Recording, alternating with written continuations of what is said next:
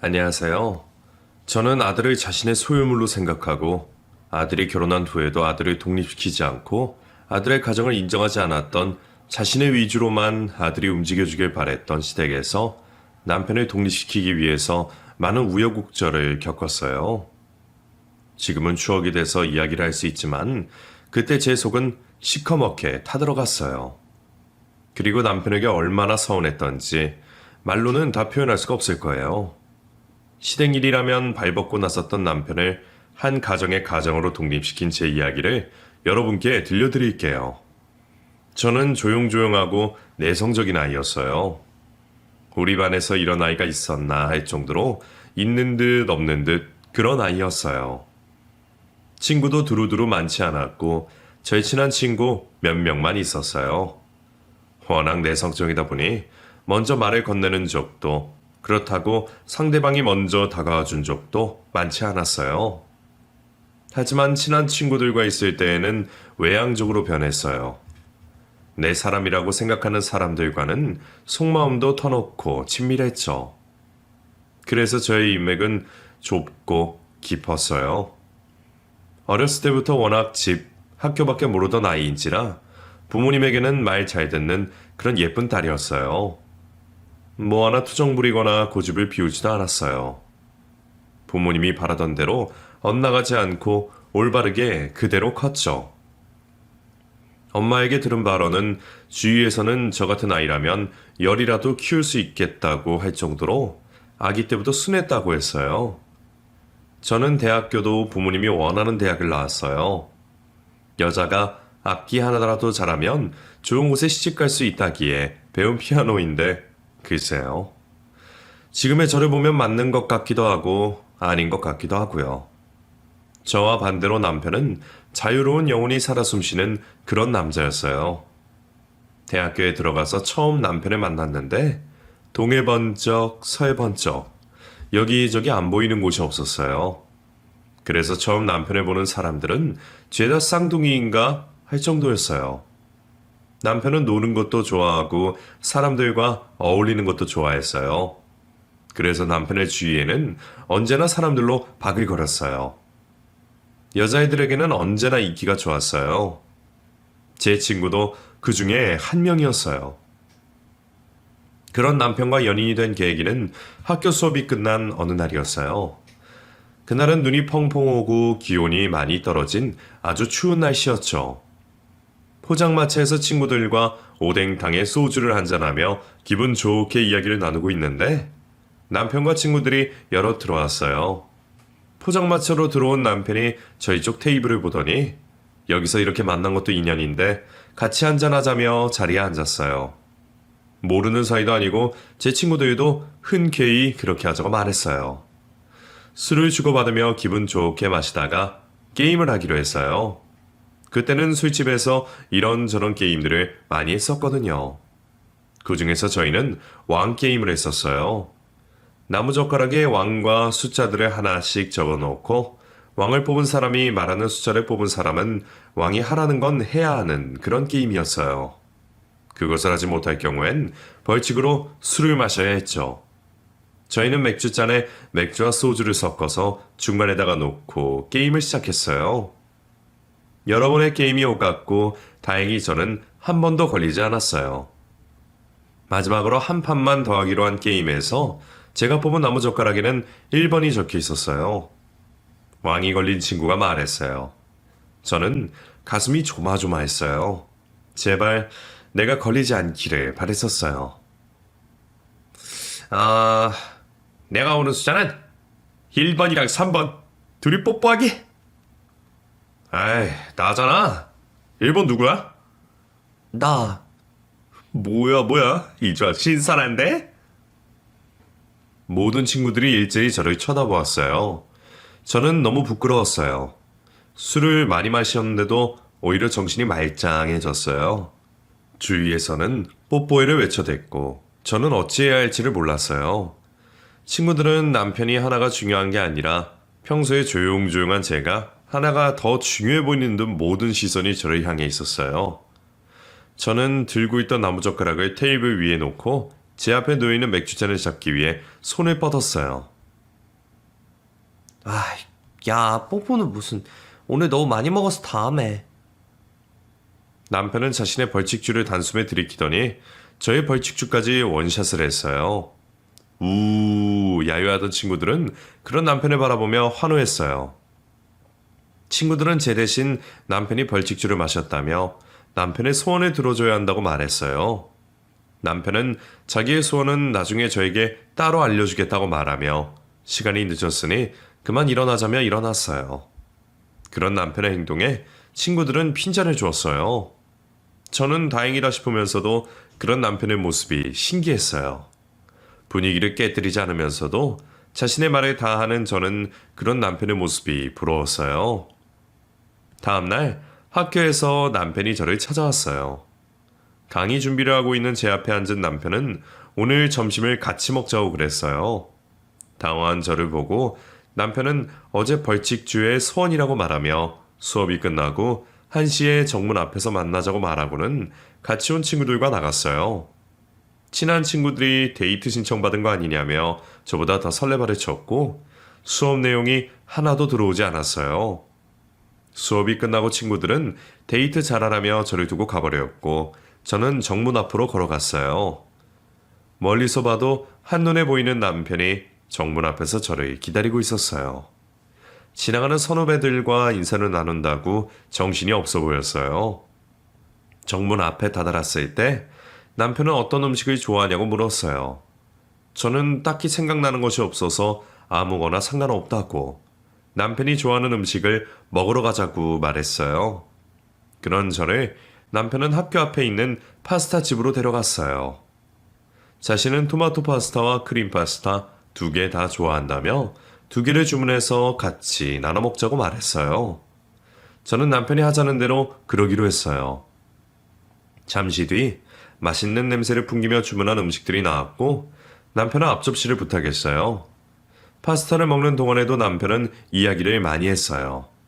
그 이야기들이 지루하지 않았어요. 파스타를 다 먹고 일어난 우리는 식당을 빠져나왔어요. 남편은 벌칙주의 소원은 제가 먹고 싶은 것을 먹으러 가는 것이었다며 오늘은 자기가 먹고 싶은 것을 먹었으니 내일은 제가 먹고 싶은 걸 같이 먹자며 먹고 싶은 것을 생각해서 내일 만나자고 말하며 저의 대답은 듣지도 않은 채 뛰어갔어요. 그날 오후에 친구들을 만난 저는 낮에 있었던 일을 들려주었어요. 친구들은 내일 또 보자는 거 보니 확실히 데이트 신청이 맞았다며 언제부터 너한테 관심이 있었던 거냐며 호들갑을 떨었어요. 남편의 마음에 두고 있었던 친구는 저에게 남자를 뺏겼다며 삐죽거렸어요. 남편과는 평소에 많은 대화를 나누던 사이도 아니었는데 갑자기 저한테 이러는 이유가 뭘까요? 제게 장난을 치는 걸까요? 저는 내일 다시 만나자는 남편의 말에 잠을 이룰 수가 없었어요. 다음날 아침, 저는 학교에 가기 위해 준비를 했어요. 평소라면 청바지에 티 하나 입을 만큼 시간이 많이 걸리지 않았는데 그날따라 이 옷도 입어봤다, 저 옷도 입어봤다, 또 머리를 묶었다가 다시 풀었다가 저도 제가 이런 아이였다는 것을 그날 처음 알았어요. 하마터면 지각을 할 뻔했으니까요. 저는 깔끔하게 옷을 입고 하얀색 반코트를 입었어요. 추위를 많이 타는 저는 무릎까지 오는 부츠를 신고 목도리까지 둘러매고 학교를 갔어요. 수업이 끝나고 남편이 저를 데리러 왔어요. 먹고 싶은 거 생각해봤어? 딱히 생각나는 게 없어서. 그럼 좋아하는 음식은? 나는 분식 좋아해. 그럼 즉석 떡볶이 먹으러 가자. 좋아? 너 오늘 부츠 신었네? 학교 앞에는 신발을 벗고 들어가야 해서 그렇고 몇 정거장 더 걸어 내려가면 의자에 앉아 먹는 곳이 있어. 조금 멀더라도 그리로 가는 게 어때? 그렇게 하면 날 편하지. 남편은 제가 부츠를 신은 것을 언제 또 봤는지 저는 남편의 배려심에 놀랐어요. 이래서 친구들이 좋아하는구나 이런 생각이 들었어요. 길을 걸으면서 남편은 인도 안쪽으로 저를 두고 걸었어요. 오전에 친구들과 재밌는 일이 있었다며 저에게 이야기해 주는데 거짓말하지 않고 계속해서 웃었어요. 같은 이야기를 해도 남편은 맛을 살려서 이야기를 한다고 해야 하나? 여하튼 말 많은 남자를 별로 좋아하지 않는데 남편은 적당한 선을 지키면서 대화를 했어요. 남편의 이야기를 깔깔거리며 걸었더니 어느덧 떡볶이집 앞에 도착했어요. 점심시간이라 그런지 학생들로 붐볐어요.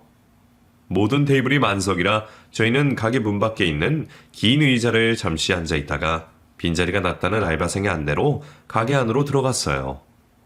남편은 하얀색 코트를 입은 저를 보더니 알바생에게 옷을 잠시 놔둘 곳이 없냐고 물어봤고 알바생은 제 옷을 받아갔어요. 그리고 빨간 국물이 튀면 빨라기 힘들다며 앞치마도 챙겨줬어요. 또 한 번 남편의 배려심에 감동을 받았어요. 앞치마를 맨 남편이 능숙하게 재료들을 주문했고 곧이어 테이블 위로 차려졌어요. 남편은 아무렇게나 막 집어넣고 만들어야 맛있다며 주문한 재료들을 다 냄비에 집어넣었어요. 다 만든 떡볶이를 하나 먹어봤더니 정말 남편 말대로 여지껏 먹어본 것 중에 제일 맛있었어요. 배부르게 떡볶이를 먹고 어제, 오늘도 남편에게 얻어먹은 것이 미안한 저는 근처 카페에 가서 차를 사겠다고 말했어요. 남편과 저는 따뜻한 카페에 들어가 자리에 앉았어요. 저는 평소에 유자차를 좋아해서 그걸로 시켰어요. 남편은 겨울에도 시원한 것을 먹어야 한다며 얼음이 가득 들어있는 아메리카노를 시켰어요. 저는 유자차를 몇 모금 마시다가 얼음을 아그작 깨물어 먹는 남편을 웃으며 쳐다보았어요. 그런 저를 보고 남편은 웃으며 말을 건넸어요. 왜? 내 얼굴에 뭐라도 묻었어? 아니, 얼음을 깨먹는 게 너무 웃겨서. 그래? 악착악착. 근데 말이야, 왜? 무슨 할 말이라도 있어? 혹시 나한테 이러는 거 그날 술자리에서 벌칙 때문에 그러는 거야? 아니, 너한테 관심이 있어서 그러는 거야. 어? 들었으면서 못 들은 척 하기는. 나 너한테 관심이 있다고. 저의 질문에 아무렇지 않게 자신의 감정을 표현하는 남편의 모습에 깜짝 놀랐어요. 저와는 전혀 다른 성격이란 것을 알고는 있었지만 이렇게 자신의 감정에 솔직할 줄은 몰랐거든요. 당황해하는 저를 보고 남편은 오래전부터 관심이 있었다며 고백을 할까 말까 하다가 내성적인 제 성격 때문에 관계가 틀어질까봐 조심스러워 말을 못했다며 그날 술자리도 친구들을 통해서 거기에 제가 있다는 것을 알고 가까워지기 위해서 일부러 온 거라고 말했어요. 너도 내가 싫지 않으면 친구로 말고 이성으로 한번 만나볼래? 갑작스런 남편의 고백에 저는 말을 하지 못했어요. 지금껏 제가 먼저 좋다고 고백한 적도 저를 좋다고 고백한 사람도 한 명도 없었거든요. 머뭇거리고 있는 저를 보고 남편은 지금 대답하기 힘들면 며칠 잘 생각해보고 대답을 하라며 제 폰에다가 자기의 폰번호를 저장시켜줬어요. 그리고는 연락을 기다린다고 말했죠. 남편과 헤어진 저는 많은 고민을 했어요.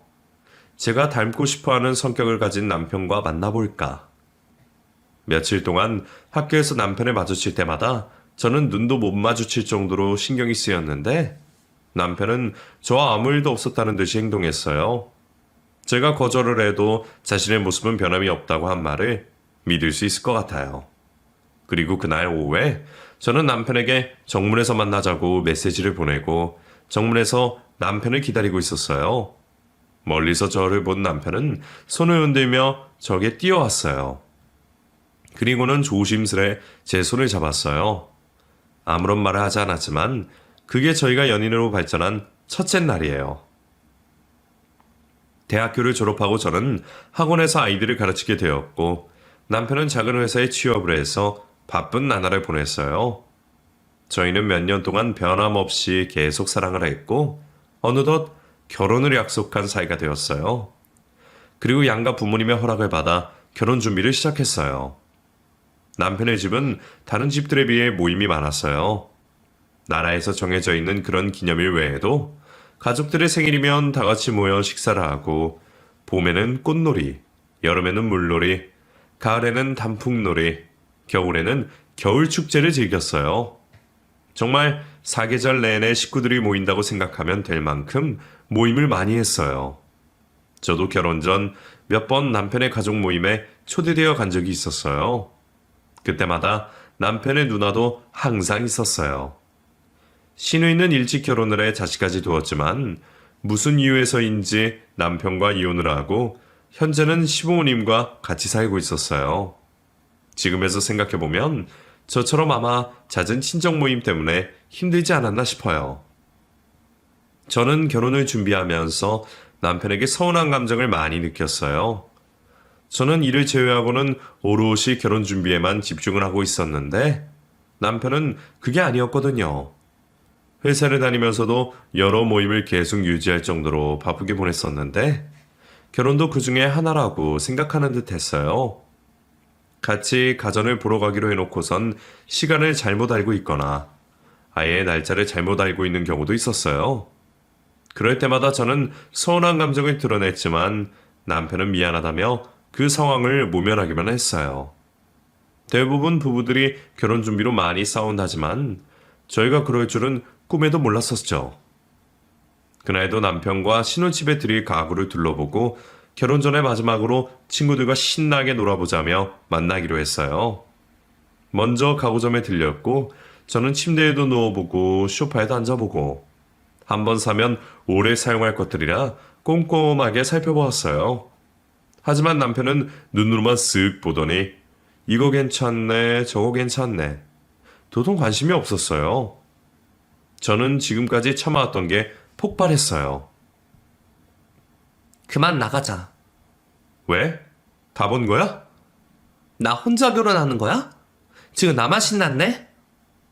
그런 말이 어디 있어. 나만 열심히 보고 있잖아. 나야, 너가 워낙 꼼꼼하게 잘 보니까 나까지 굳이 안 봐도 되잖아. 나는 너가 좋으면 다 좋으니까 너 마음에 드는 걸로 고르자. 됐어. 다음에 나 혼자 가서 알아서 고를 테니까.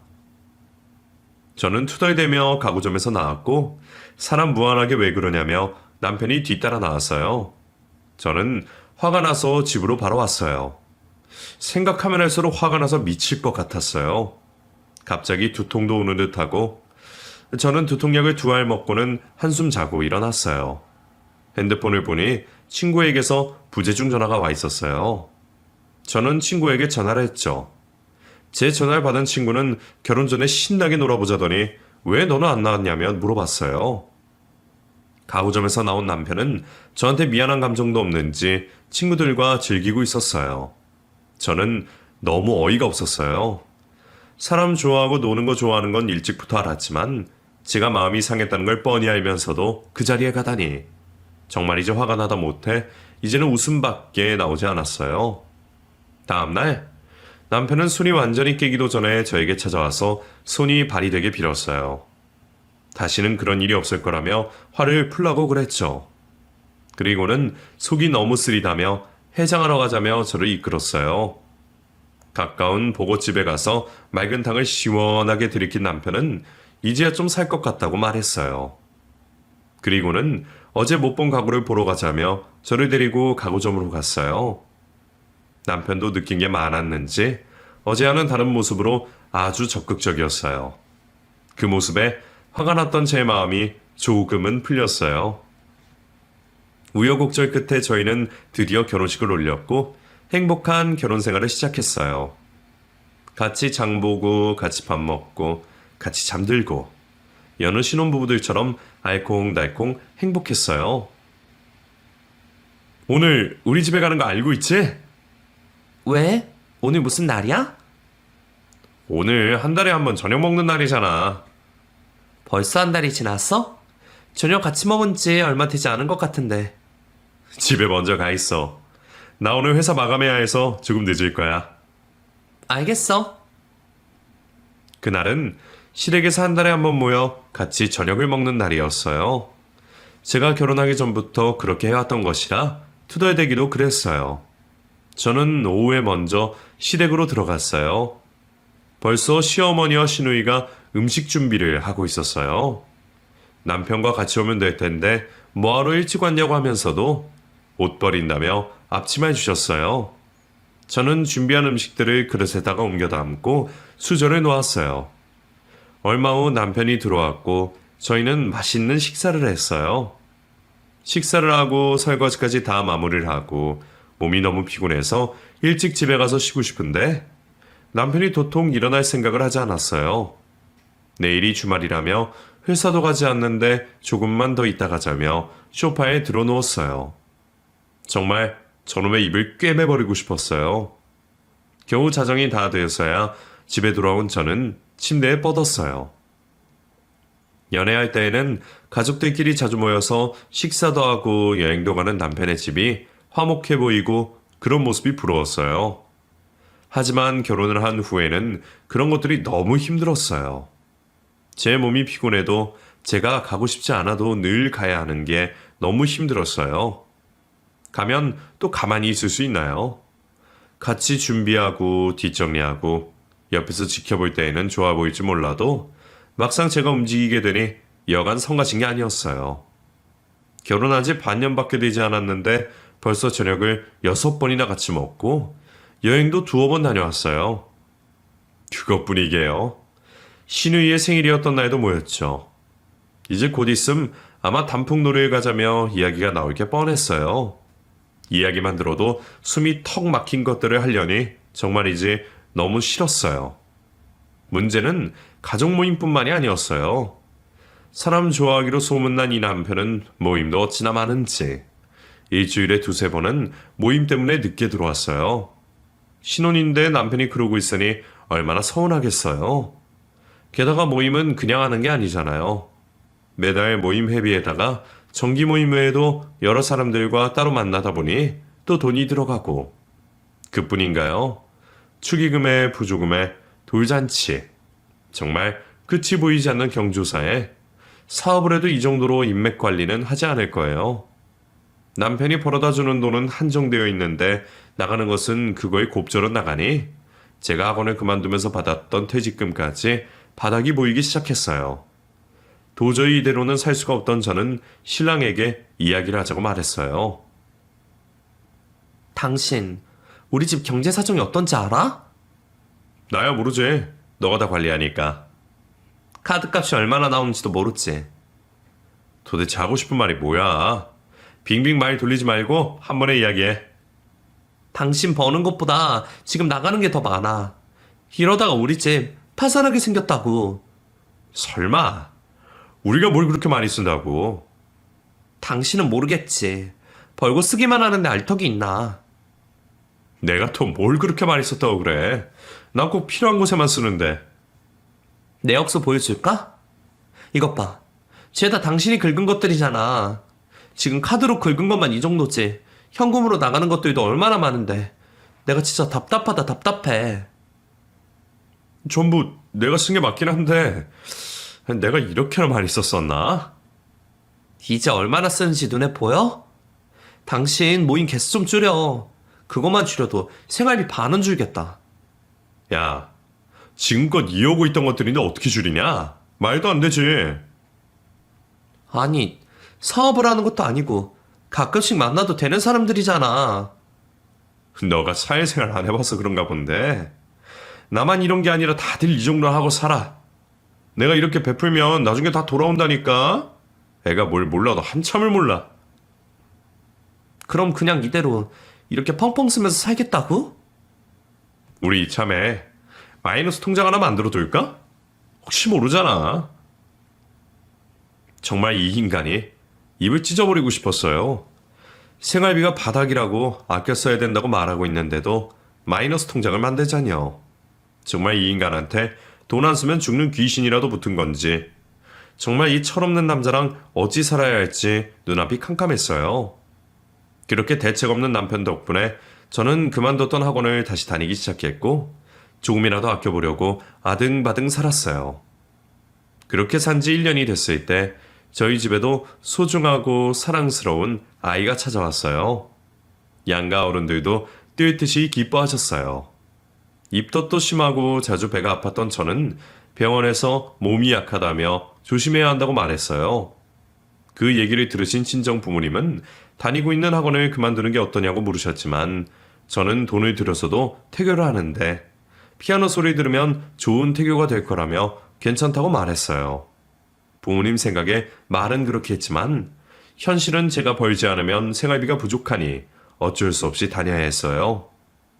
저희 아기는 아직 태어나지도 않았는데 여기저기에서 선물들이 물밀듯이 들어왔어요.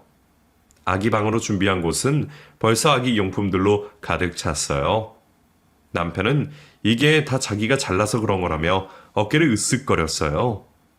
그동안 본인이 이것만큼, 아니, 이것보다 더 많이 뿌린 것도 모르고 정말 애를 하나 더 키우는 듯 했어요. 그래도 받은 선물들로 출산용품 비용을 줄일 수 있어서 그것은 좋았어요. 저는 제가 임신을 하면 시댁 모임에서 자연스레 빠질 수 있겠다 싶었는데 웬걸. 시댁에서는 그런 것은 아무 상관이 없었어요. 제가 임신해 있던 10달 동안 저는 한 번도 빠짐없이 모임에 참석했어요. 몸이 피곤해서 힘들겠다고 말해도 아무것도 할 것 없이 몸만 놨다가 편히 쉬다 가는데 뭐가 힘드냐면서 계속 저를 부르셨어요. 그날도 만삭인 저를 저녁 식사에 초대했어요. 이제 배도 많이 불러서 조금만 움직여도 손발이 퉁퉁 부어서 힘든데 그런 거는 눈에 들어오지도 않는 모양이에요. 다 같이 모여 식사를 하는데 시어머니가 곧 있을 자신의 생일에 맞춰서 여행을 가는 것이 어떠냐며 제안을 했어요. 이번 내 생일엔 여행을 가는 게 어떨까? 겨울에 동백꽃이 그렇게 예쁘다더라. 엄마, 좋은 생각이야. 동백꽃 나무 아래에서 사진 찍으니까 그렇게 예쁘게 나오더라고. 너무 좋다. 너의 생각은 어떠니? 저도 다행히 좋죠. 엄마 생신인데 엄마 가고 싶은 곳으로 전화해 보세요. 저기 어머니, 왜 그러냐? 저 그때쯤 출산 예정일이라서 힘들 것 같은데요. 너 출산 예정일이 내 생일 일주일이 아니냐? 네, 맞아요. 그럼 괜찮아. 애가 날짜 맞춰서 나오는 것도 아니고 또 철에는 늦게 나오거든. 그래도 몸이 불편해서. 그래, 당신은 힘드니까 우리끼리 다녀올게. 우리 여행 가 있는 동안 처갓집이라도 잠시 가서 쉬는 게 어때? 그래. 그러면 되겠구나. 괜히 몸도 무거운데 같이 다니다가 큰일 날 수도 있겠어. 그럼 엄마, 우리 어디로 갈까? 제주도에 동백꽃으로 예쁘게 꾸며놓은 곳이 있던데 그리로 가는 건 어때? 제주도 가는 항공권이 있으려나? 숙소도 알아봐야 하고. 그건 내가 알아서 찾아볼게요. 걱정 마요. 겨울이라 남아있는 것들이 있을 거예요. 저를 제외하고 다들 신나서 여행 계획을 잡고 있었어요. 출산 예정일이 바로 코앞인 만삭인 산모를 앞에다 두고 무슨 소리들을 하고 있는 건지. 특히나 항공권, 숙소 등 식구들보다 앞장서서 계획을 추진하고 있는 남편에게 화가 났어요. 그 후로 밥맛이 뚝 떨어졌어요. 그곳에서 더 이상 같이 있고 싶지 않았던 저는 남편에게 몸이 힘들다며 일찍 일어나자고 말을 했고, 남편은 시누이의 방에 가서 잠시 누워있으라며 하던 얘기는 마저 하고 가자고 그랬어요. 정말 시댁 식구들만 없었더라면 뒤통수를 한 대 치고 싶었어요. 시누이의 방에 있으면서도 거실에서 깔깔거리면서 웃고 있는 소리 때문에 심장이 요동을 쳤어요. 생각하면 할수록 저를 약 올리나 싶었어요. 한참을 씩씩거리며 있는데 남편이 들어왔고 저를 데리고 집으로 돌아왔어요. 집에 온 저는 남편에게 울분을 쏟아냈어요. 지금 제정신이야? 언제 애가 나올지도 모르는데 여행을 간다는 거야? 엄마 말씀 못 들었어. 첫애는 늦게 나온다잖아. 그래서 가겠다는 소리야? 벌써 예약 다 했어. 내가 못 가면 식구들 다 못 가. 내 생각은 눈꽃만큼은 하긴 하니? 네 생각해서 너는 처갓집에서 쉬라고 한 거잖아. 야, 그걸 말이라고 하는 거야? 나도 이런 애였으면 결혼 안 했어. 뭐라고? 이렇게 무책임하고 마마보이였으면 결혼 안 했다고 미친 인간아. 이 애는 나 혼자 만들었니? 나 혼자만의 악이야? 어쩜 이제 곧 아빠가 될 사람이 아직도 엄마 치마폭에 쌓여서는 이거 하자 하면 이거 하고 저거 하자 하면 저거 하고. 정말 눈꼴 사나워서 못 보겠네. 야, 너 말 다 했냐? 내가 틀린 말 했어? 여행을 가든 말든 네 맘대로 하고 살아. 저는 방에 들어와 방문을 잠그고 펑펑 울었어요. 계속해서 남편이 나오라며 방문에 쾅쾅 두드렸지만 저는 열어주지 않았어요. 저런 걸 믿고 내가 결혼을 했다니 후회뿐이었어요.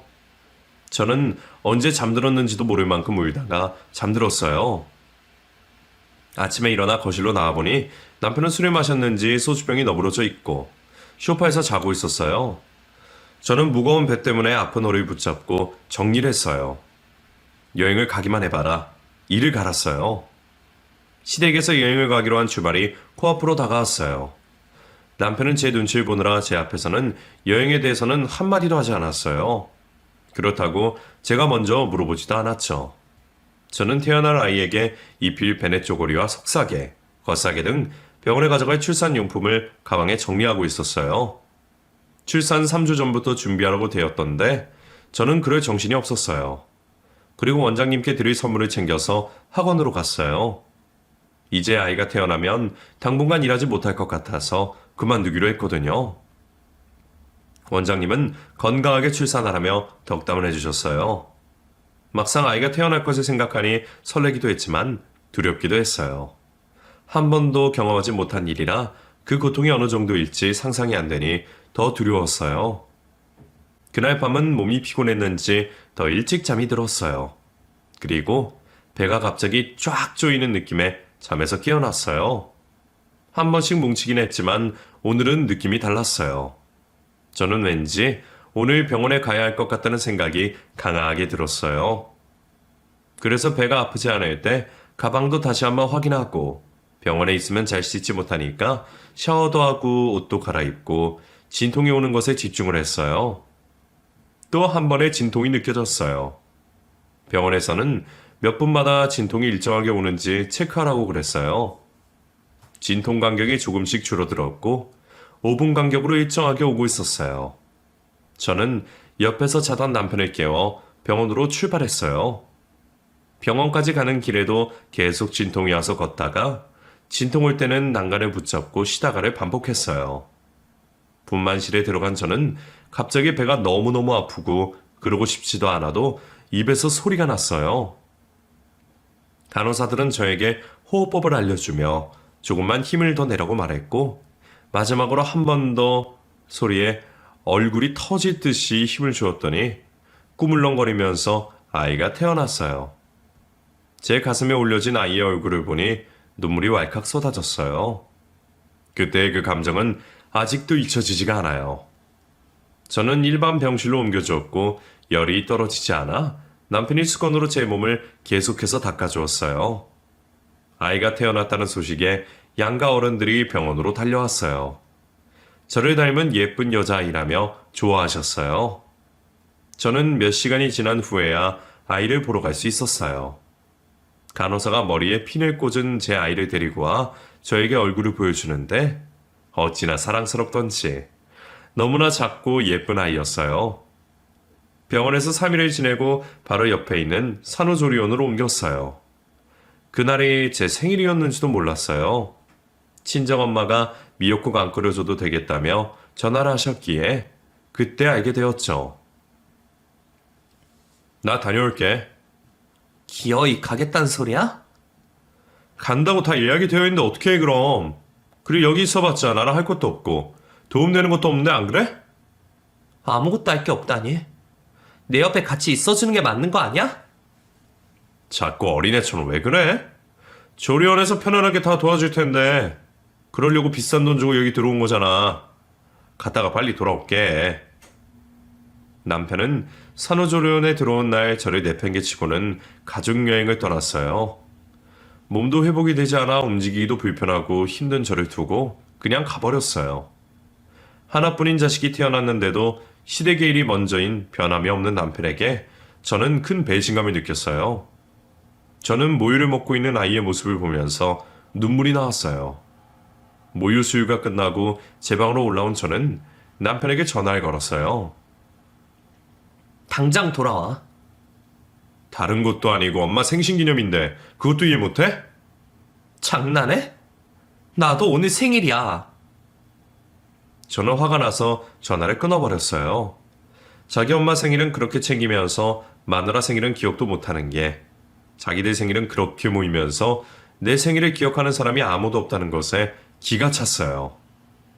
저는 지금껏 시댁 식구들에게 무엇이었는지 어떤 존재였는지 속에서 부글부글 끓어오르고 모든 것을 다 때려치우고 싶었어요. 저는 이불을 끌어안고 펑펑 울었어요. 소리내어 울고 싶은데 그러지 못하니 더 서러움이 폭발했어요. 그때 남편이 제 방문을 열고 들어왔어요. 저는 그런 남편을 쏘아보았죠. 그 뒤로 시어머니가 보였어요.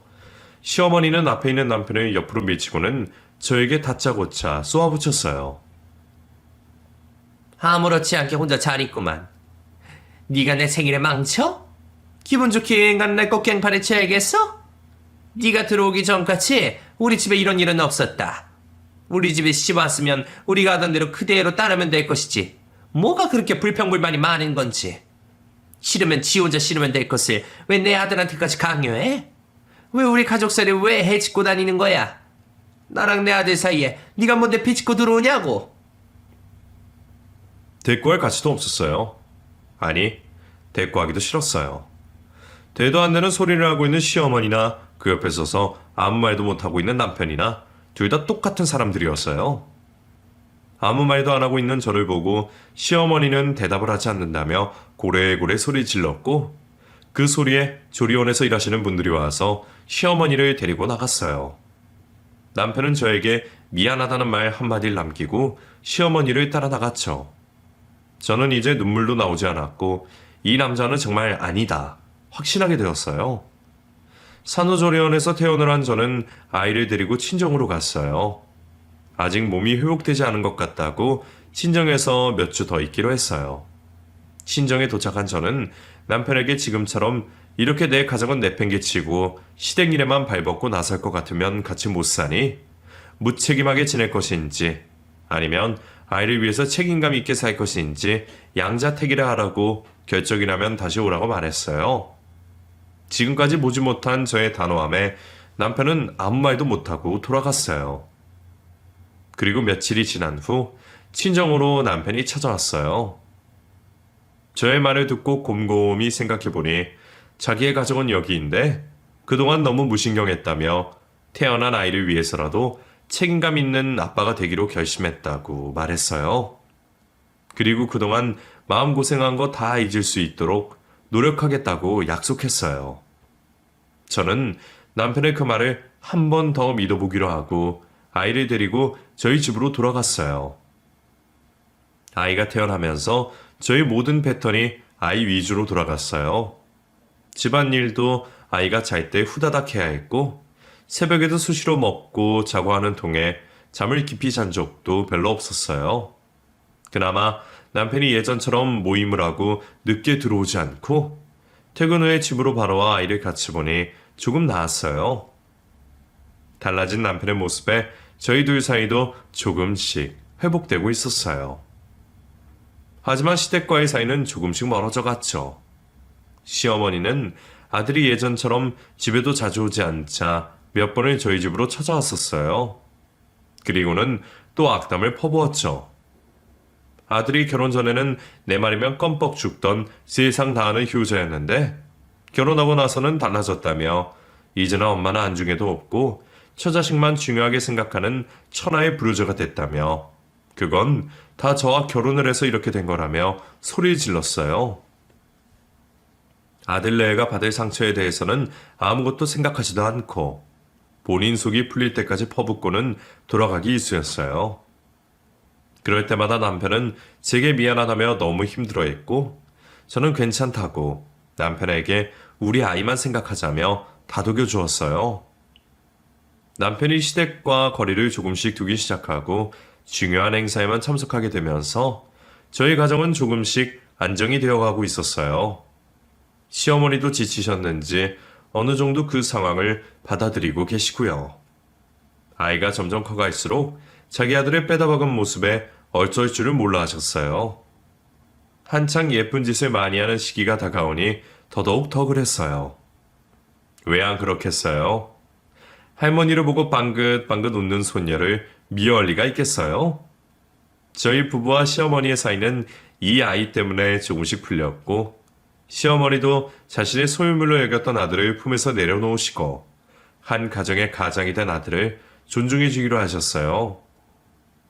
예전처럼 가족 행사를 모두 다 모여서 하는 건 아니지만, 따로 또 같이 여전히 가족들끼리 행복하게 살고 있어요.